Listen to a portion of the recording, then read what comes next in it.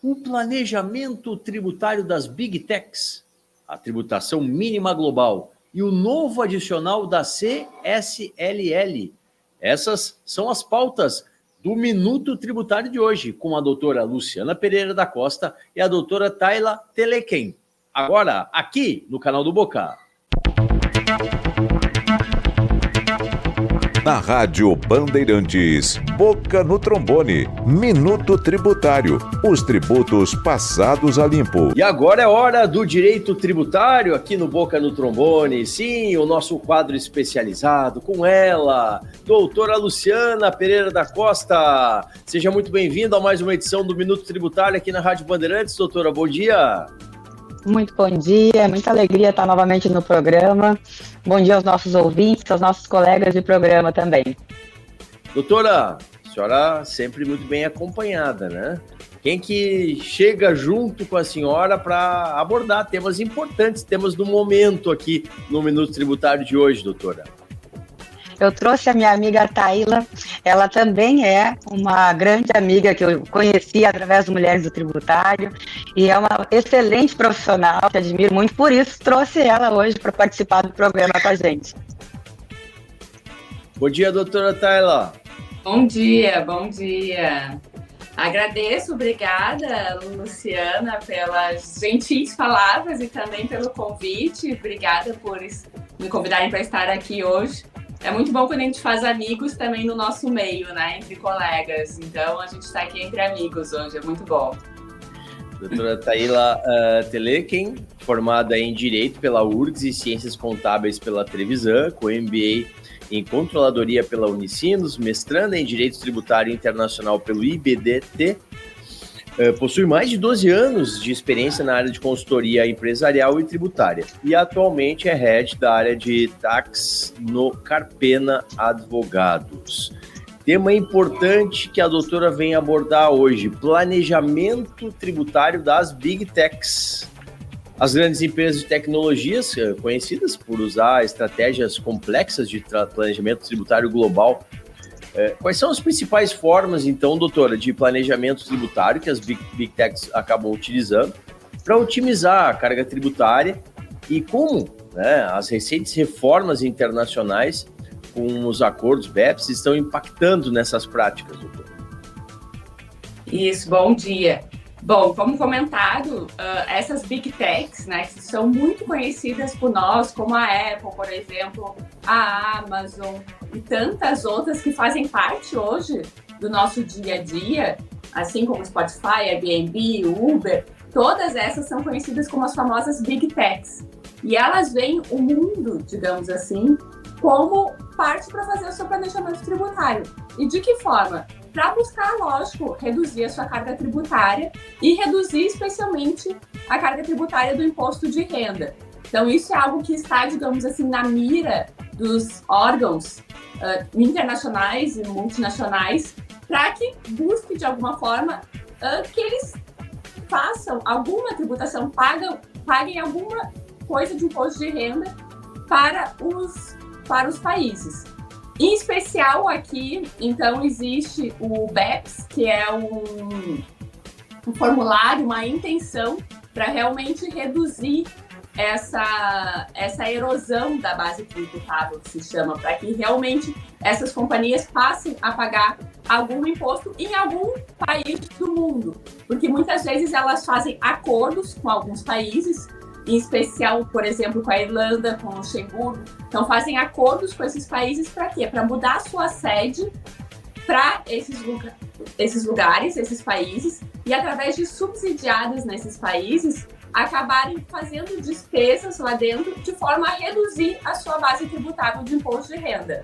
Então, é realmente um mecanismo complexo, né? Algo muito pensado mundialmente, de uma forma que faça isso para reduzir a sua carga tributária.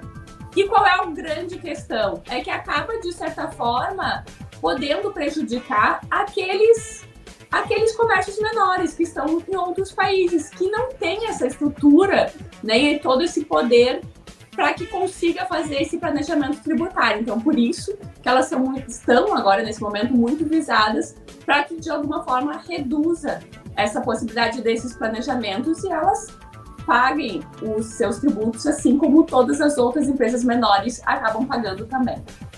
Certamente tem que ser uma estratégia muito afinada, muito alinhada com o que está em voga na tributação, para que não tenha uma carga tributária paga além do que o devido, né?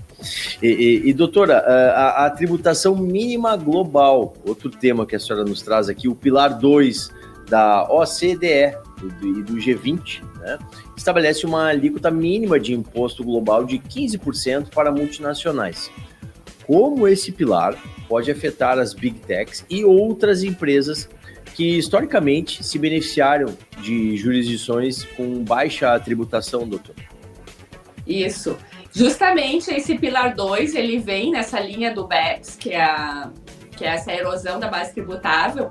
E o pilar 2, ele visa o quê? Essa tributação mínima global. Essa é uma orientação da OCDE. A OCDE é um órgão mundial que trata a respeito de economia e tributação. Então, era uma orientação. E aqueles países que queiram fazer parte da OCDE, logicamente, precisam seguir essas orientações do órgão. E entre um dos pilares, que é o pilar 2, estabelece o quê? Essa tributação mínima global de 15%. Então, o que isso quer dizer? Se uma empresa, uma dessas grandes empresas, por exemplo, ela pensa na sua estrutura, no seu planejamento tributário mundial, e ela acaba pagando, digamos, uma carga tributária equivalente a 5% em um determinado país, os outros países que fazem parte, que são membros da OCDE, e que, porventura, essas empresas tenham também, né? Claro, precisa ter pelo menos algum escritório, tem algum comando dentro de um país, esses outros países podem cobrar a carga tributária a mais para que chegue a tributação de toda a empresa no mundo, chegue a, no mínimo, 15%. Então, o objetivo é realmente que todas as empresas tenham alguma tributação no mundo mínima de 15%, não inferior a isso. Claro, claro. A gente está conversando com a doutora Taíla Teleken, advogada tributarista, juntamente com a doutora Luciana Pereira da Costa, na edição de hoje aqui do Minuto Tributário. Outro tema aqui ainda, doutora, novo adicional de CSLL no Brasil. O recente aumento da alíquota da CSLL para determinados setores, incluindo bancos e Big Techs, tem gerado discussões no ambiente empresarial brasileiro. Quais são os principais impactos dessa medida para as empresas de tecnologia que operam no Brasil? E ainda, as empresas brasileiras estão preparadas para se adaptar a essas novas regras? Isso, perfeito. Justamente visando isso, o Brasil já faz, desde o ano passado, já faz algum tempo, que ele vem tomando medidas porque ele quer fazer parte da OCDE. Então, começou lá atrás com o preço de transferência e com outras medidas que o Brasil foi tendo para que faça parte da OCDE. E agora, então, veio esse novo adicional, recentemente, através de uma medida provisória, falando exatamente isso, que aquelas empresas que tenham faturamento acima de 750 milhões de euros, ou seja, é um faturamento bem alto no ano, então, e são multinacionais, essas empresas vão ter esse adicional de contribuição social para que pague até 15% sobre, acaba sendo a contribuição social sobre o lucro líquido, que é a CSLL, ela tem a mesma base do imposto de renda. Então, a forma que o Brasil fez isso para tributar a renda dessas multinacionais foi através da contribuição social. E aí, claro, existe agora uma outra discussão jurídica se poderia ter sido através de contribuição social ou não, mas as empresas ainda estão se adaptando. É um grupo bem reduzido que acaba impactando. Se estima, o Ministério da Fazenda estima que são 290 empresas que serão impactadas, multinacionais, que têm sede no Brasil. Dessas, 20 são multinacionais brasileiras que vão precisar se adaptar. E é uma adaptação tanto das empresas quanto da própria Receita Federal. Agora estão em tratativas entre tanto o governo quanto as empresas para ver de que forma conseguirão se adaptar e precisarão se adaptar de alguma forma. Tem aí o prazo agora para que comece a pagar isso. E o principal objetivo é o quê? Que essa tributação seja feita no Brasil e que não acabe sendo feita por outro país, que essas empresas também tenham sede. Doutora Luciana, um tema de muitas especificidades, não? A doutora Taíla nos brindou aí com uma verdadeira aula aí, né, nessa área. Tu viu? Eu sei quem trazer, né, o programa, não é à toa. A Taila muito nos orgulha, ela tem uma experiência e uma prática nesse trabalho que não tem como trazer outra pessoa para tratar desse assunto. A gente viu como ela abordou e a importância de um assunto macroeconômico, né, e o quanto a macroeconomia, o tributário, eles andam em conjunto e o país tem que pensar também não só na arrecadação, mas nas consequências, né, dessas fuga de capitais, onde é que as empresas vão escolher investir, as consequências de um investimento, de ser um país atrativo para investimento, tudo isso está envolvido nessa conversa que a gente está tendo com a Taila.